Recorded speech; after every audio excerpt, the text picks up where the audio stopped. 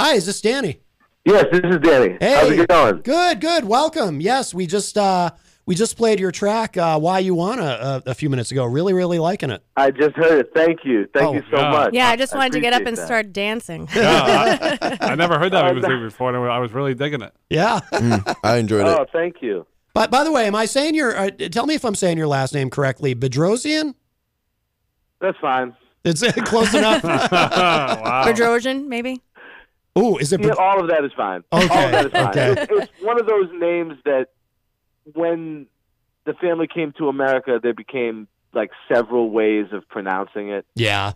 So Bedrosian, Bedrosian, any of those are totally fine. Right. Okay. All right. Good. I appreciate that. That's a relief. So you're gonna be playing tomorrow night at Jewel right here in Manchester, correct? We are really excited about it. We're actually practicing for it right now in Brighton. Really excited to be back in the region. I have a little tour of dates with my group Secret Army up here in New England. So I'm really happy to be back up in the area I grew up in. Yeah, I was reading your bio, and you've by the way, so your bio on your website, you would appear to be, as far as I can tell, someone with a quite a work ethic. You are a very busy man, which I like. I mean, yeah. I became a fan of you just reading your bio. I mean that because I really respect and admire people. No, seriously, I really respect and admire people who work hard and who kind of diversify a little bit in their fields too, and do a lot of different types of things. But very impressive, and it made me look even that much forward to speaking with you today because you've done a lot, and obviously, I'm sure some of our listeners know you from PFunk, but right. Do you do? So how long have you been doing this project, Secret Army, and do you do this when you're kind of on a break from PFunk, or how often is Secret Army active? So we've been doing Secret Army as a band since about 2006, and it's changed over the years, different members, but most of us, or some of us at any point from P-Funk's rhythm section, has been sort of the bulwark of what makes up Secret Army. So myself and the drummer from P-Funk, Benzel Cowan, both will be currently on this tour, as well as a great bass player from Boston, Greg Keller. So it's a power trio, so to speak. And I've been doing it for quite a while. And yeah, it's usually something I like to do when I'm on the off days from our rigorous touring with George Clinton and Parliament Funkadelic. But even when we're on the road with George, we do Secret Army shows. We've done shows with Secret Army over in Australia quite a bit, Wow. and Russia, and all over the States. And so it's kind of a love of mine that I like to, something I like to do when I'm off. And we play all over the place, but we try to always get one New England tour in every year around this time. So I always try to come back to the roots and do some shows. So we're excited to be at Jewel tomorrow. You kind of mentioned too, it's a small. I mean, is this a small tour, or are you just doing a short run? It's just 4 shows. Oh, okay. Am I allowed to say where we're playing? Is that okay? Oh, absolutely. Please, yeah. It's fine. So we'll be at Jewel in Manchester tomorrow. Really excited about that. And Jigs Music, who I work with quite extensively in the Manchester area, has always provided us with really cool shows. So we're really happy to be coming back to Manchester. What time are you going to be there? We're our set, I believe, is at I think 10:30, 10 or 10:30. But there are Superfrog and Jabberwocky are both playing with us, and they are amazing. I believe, but one, if not both of them, have played with us before. Oh, and wow. they're just great musicians. So that's going to be awesome. And then the next day, on the 5th, we play Electric Haze in Worcester, Massachusetts, and then on the 6th, we're at Bill's Bar in Boston. Oh, nice. And then the 7th at Area 23 in Concord. So jumping around the Mass and New Hampshire area. Mass and New Hampshire is where I'm from. Mm-hmm. I was born in Mass. All my family's from Mass. I lived there briefly before moving to New Hampshire and went to UNH, graduated from there, and So they're both places I truly call home, and I am really, really glad to be back. Yeah, yeah. Very nice. And how much does, because you mentioned PFunk tours extensively, like in a typical year, how much are you on the road with PFunk? Okay, to use, I think in 2018, we were on the road, I believe it's somewhere around 300 days. Wow. Wow. 280 days, maybe, some crazy thing. Now, it's not that many shows. It's probably about double the days of shows. Okay. Something like that. Right, because you're not playing every single night. But still, though, that's a lot just of for touring. travel days and things like that. Yeah. That's incredible. But this year was probably a little bit closer to maybe 200 some odd days. 200, maybe anywhere between 200 and 240 is pretty typical. Anywhere between 200 and 260, I guess. So it's a lot. And I've been the keyboard player with the group for over 17 years now. Wow. Yeah. So I'm not a new guy. Right.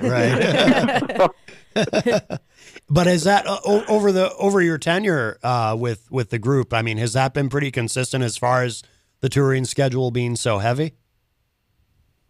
Say it one more time. Has it been what? Has it been consistently, the touring schedule, has it been consistently that heavy over the course of your tenure, or has there been some years where... Over my tenure, I'd say that the least busy years we might have done 140 days a year. Yeah. 70 plus shows on the least busy years. And even that, you're on the road, that's still about a little bit less than half the year. But would always include international travel, which can also, it just takes up time, and it's obviously just a considerable thing to be doing. Right, right. For the most part, it's been pretty consistently active and busy, and this is usually our downtime, the holidays. Yeah. Not completely, because we're just coming from shows in Indiana and Pennsylvania. Yeah. So I made it just in time. Right. I try to book very carefully around the schedule because you never know when something's gonna come in, and so it's really a blessing to be able to do this because we're so busy. Oh, absolutely, yeah. I mean, to tour that consistently and to stay that busy, especially with multiple projects, you've got to really love what you're doing. I mean, does it ever? Yes. Does the grind ever get to you at all when you're traveling so much? Sure, I think I'd have to be inhuman for it not to get to me, so to speak. Yeah.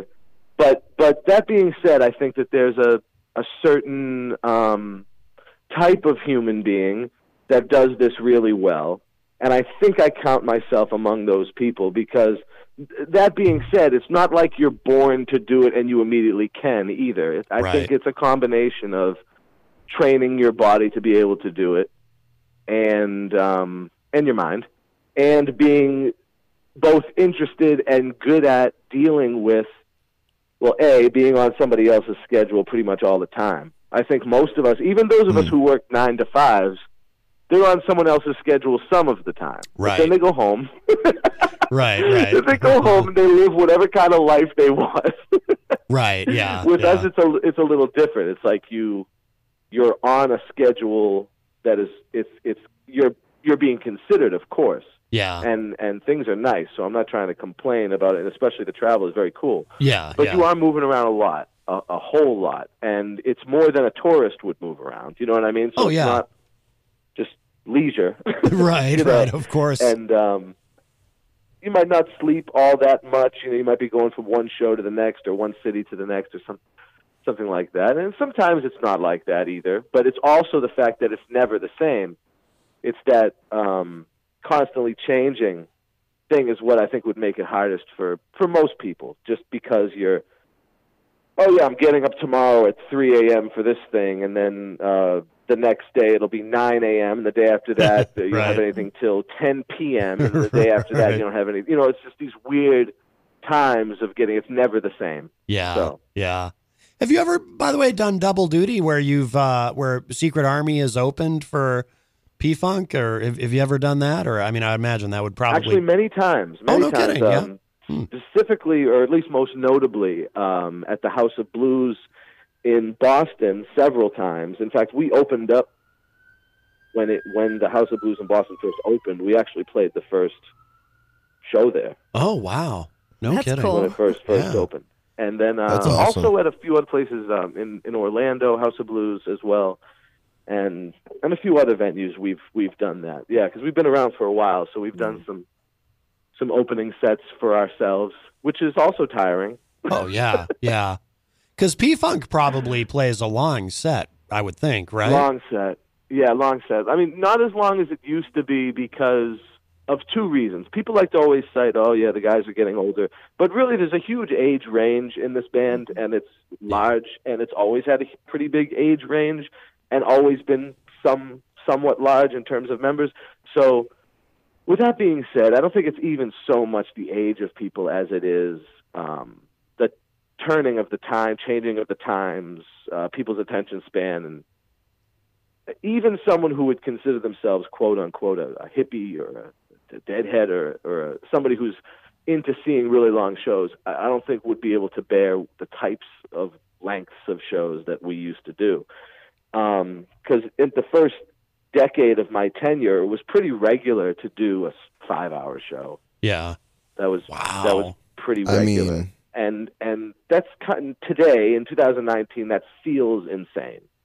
my longest set has been like 3 hours, so I can feel him there. Yeah. But 5 hours, that's... Yeah, I think the I mean, I longest could do show that ever did with DJing, Mr. yeah, Clinton was but 7 hours performing, and 45 no. minutes. Performing, no, I could not do that. Yeah, I'm sorry, Danny, say that again. I didn't... sorry. I'm sorry. The longest show I think I ever did with George was about 7 hours and 45 minutes. Whoa. That's incredible. I'd be exhausted. Yeah. Yeah. I'd be done. My voice would be gone. Yeah, I mean, I remember when people would, like back in the 80s, people would marvel at Springsteen doing like 3.5, 4 hour shows. But okay, so tell it, like, how did that happen that you ended up doing a 7 hour and 45 minute show? Like what precipitated that? Yeah, please elaborate on Right, that. for real. What did precipitate that? George Clinton loves what he does. He is a consummate performer, entertainer, and especially, in earlier years, but even now, again, like I said, the business is different or whatever, but you give him the chance to, he probably will, Wow. It's kind of that kind of thing. And it was this festival in Missouri, and they let him, and so we went pretty much, kind of all night, if you will. Wow, that's amazing. So he goes, "Hey, let's play 7 Pretty hours." funny. Yeah, no, that's wild. How long is the set typically with Secret Army? I mean, I assume it varies, but It varies. Anywhere between an hour and a half and 2.5, I'd say, is pretty much the average. Yeah. And today with P-Funk, the average is anywhere between 2.5 and 3. I'd say, that's like the average these days, which is still longer than a lot of younger bands play. But Oh, yeah. Oh yeah, for sure. yeah, Not the absolutely. length of the marathon shows we used to do. Right. I mean, I just did last week I did a 3-hour show at Stark Brewery, so I had to say that's probably one of the longest sets I'll play. Yeah. No, that's Okay. Yeah, that's longer. I mean, a Yeah, lot that's of regular with George. It's that.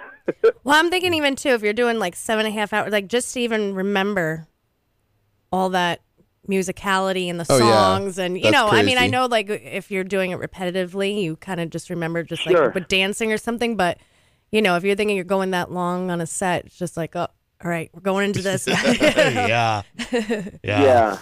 And it's crazy, too. I've always ended up in bands and situations where there's this, like, vast discography, and there's none vaster than Parliament Funkadelic, because a lot of people don't know it's basically the longest-running popular music band in American history. I didn't know they have that. the largest discography of any ensemble musical unit, I think, ever.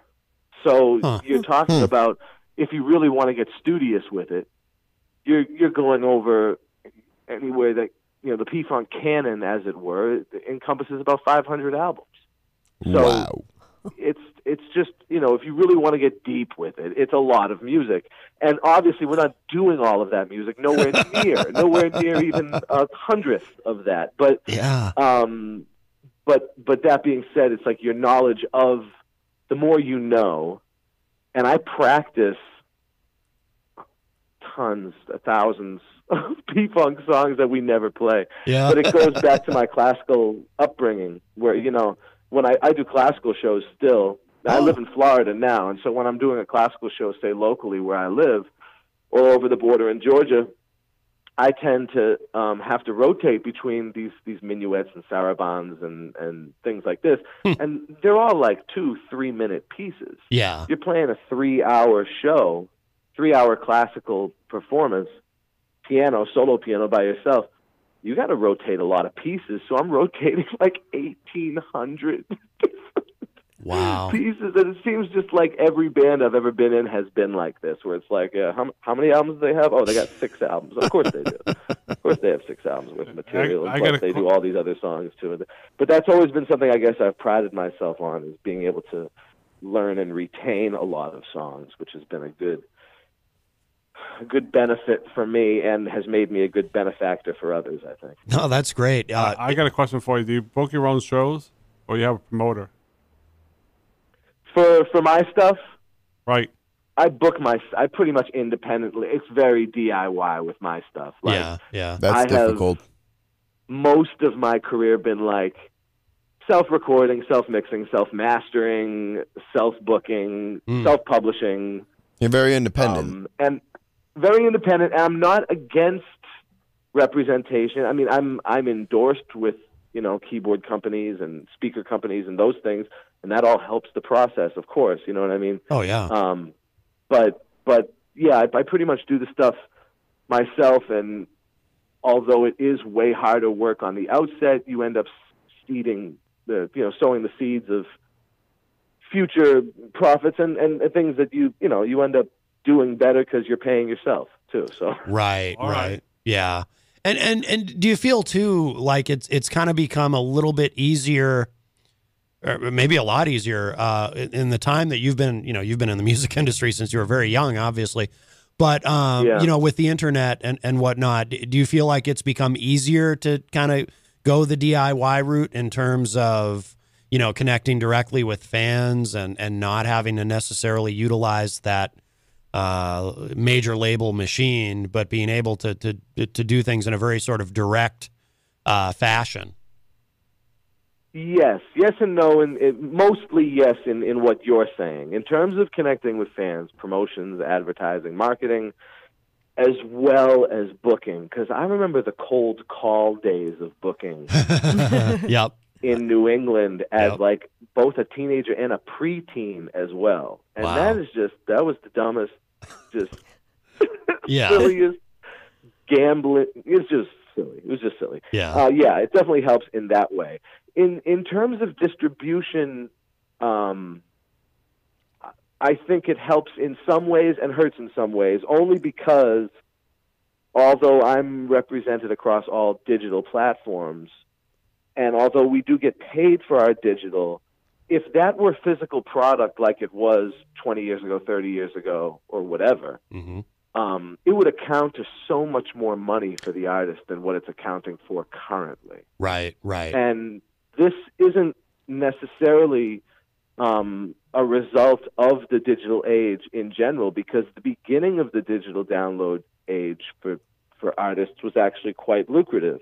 It was when the companies learned to do the stream thing and then pay a fraction of a cent to the artist instead of whatever you would deem it to be, that two things happened. The singles market came back like it was in the 1950s, and the artists started making less for digital with the digital output thing, where it was really, really lucrative, without going into like an economics lesson. It was very lucrative.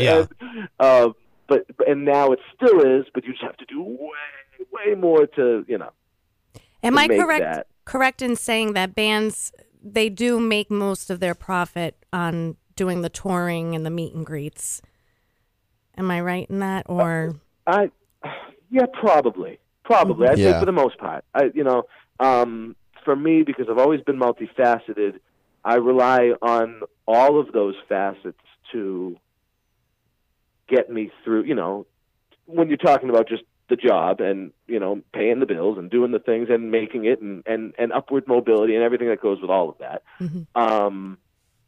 Each facet pays for a different aspect of my life, if you will. And touring is, yes, a huge part of it, but sessions is also a huge part of it.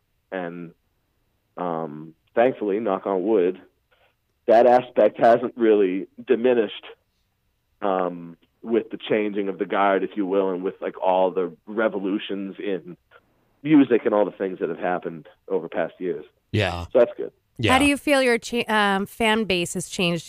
Well, I was just talking with Christian earlier too, because funk, we feel like it's coming back. Between more of the hippie shows that are out and the music is kind of making a return. Do you feel like you have a broad fan base, like you have people that a wide demographic? Yeah, that have followed you guys through the years, and then now you got younger people coming to the shows? Yeah, I do. With PFunk specifically, it's really cool to see that almost pretty much my whole career, with some exceptions, a lot of the shows are really like majority young people, and a lot of the shows are majority people who have never seen the band before.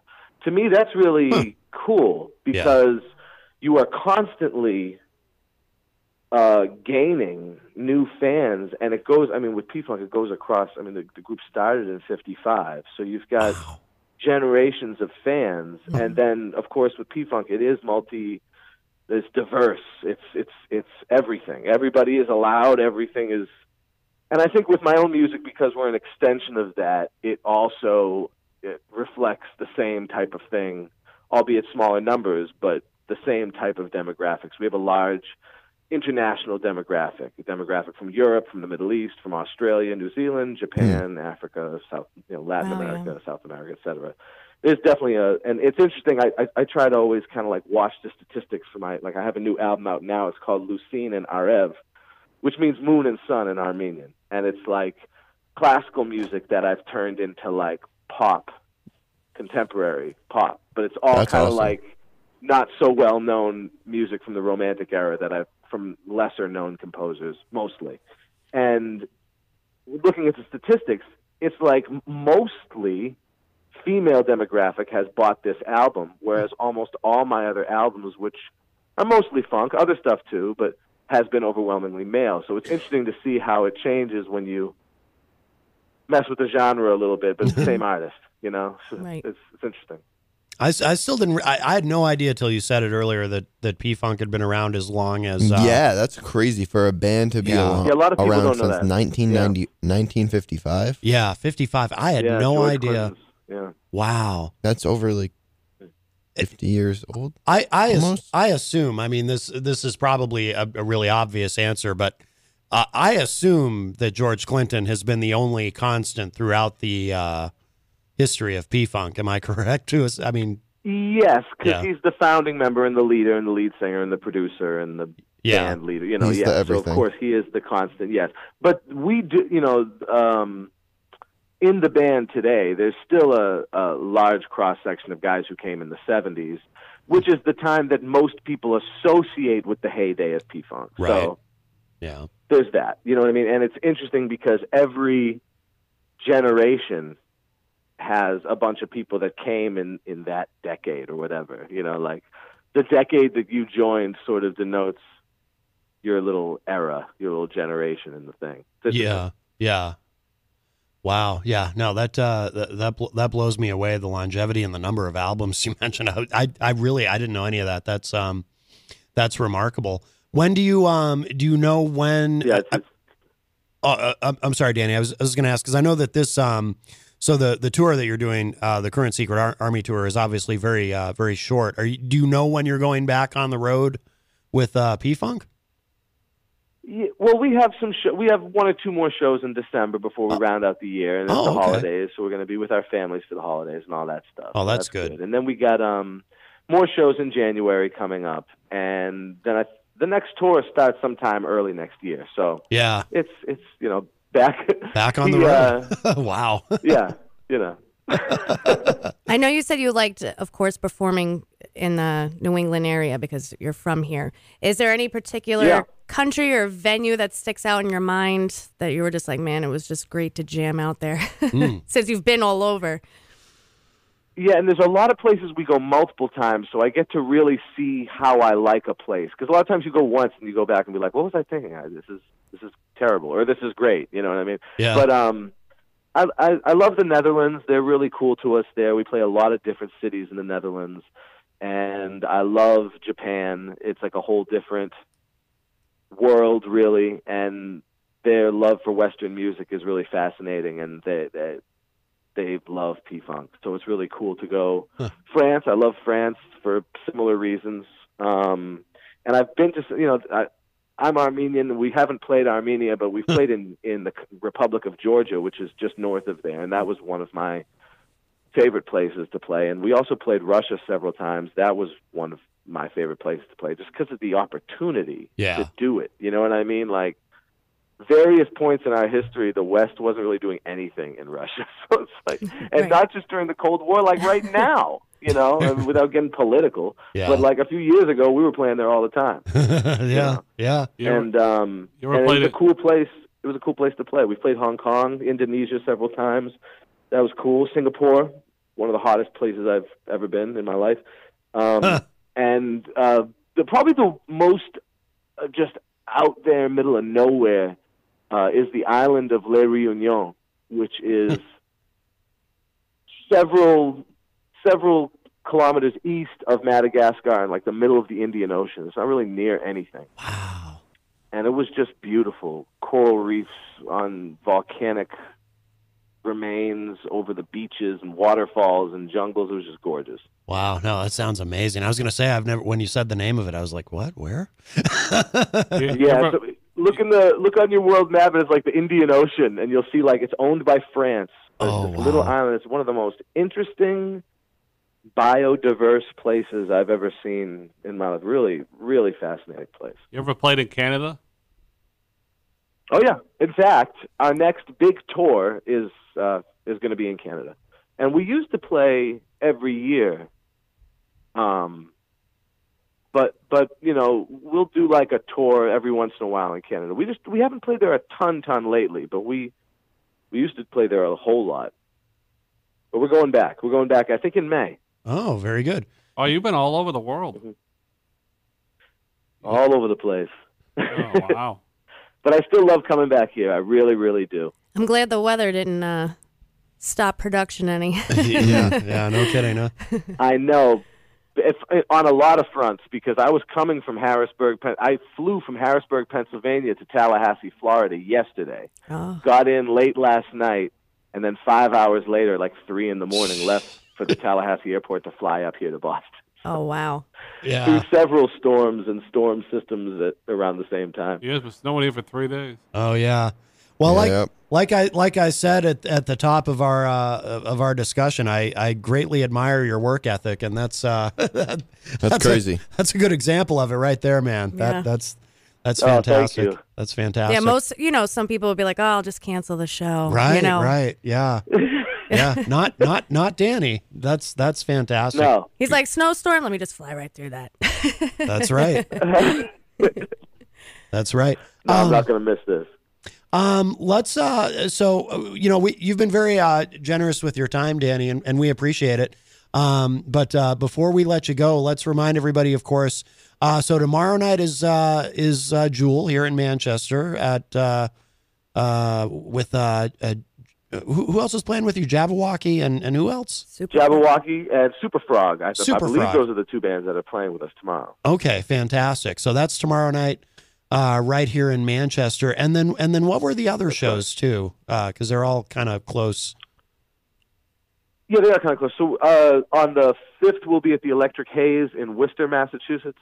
Okay. On the 6th, we'll be at Bill's Bar on Lansdowne Street in Boston, and then on the 7th, Saturday, we'll be at Area 23 in Concord, New Hampshire. Very nice, very nice. Hopefully, I'll get to meet you tomorrow. I'll be bartending at Jewel. Oh, nice, great. Yeah, Looking so forward to it. come up for a drink. There you go. I will. There you go.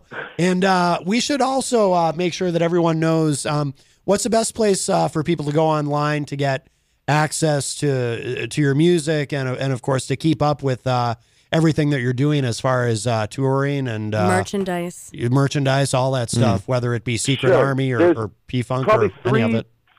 Three important places. I mean, you can get all my music anywhere digital music is sold and all that good stuff. But you can go to DannyBedrosian.com, which is where you can kind of view my discography. And if there's anything you're interested in picking, because I have a very large catalog of music that I've created for my label that also features a lot of the guys in PFunk alongside myself and many, many others.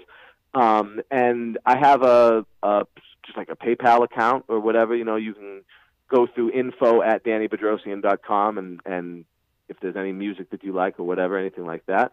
And there's also my podcast, DannyOnEverything.com. Oh, okay. And I just interview other members of the band. We might broadcast a live show. One of the shows on this tour might even be broadcast as an episode of that show. So, very cool. Kind of like just me all over the world. I go to zoos and parks and festivals and talk to interesting people, and it's a really cool, some cool content. I think that you guys would appreciate. Outstanding, Danny on Everything. It's called. That's great. Yeah, Danny on Everything. That's great. Jenny is in the Facebook live chat, and she's commenting. She wants to come to one of the shows here and to see you in the Netherlands because she does visit the Netherlands from time to time. So, cool. There you go. Nice. There you go. You got another. Excellent. You got another new fan there.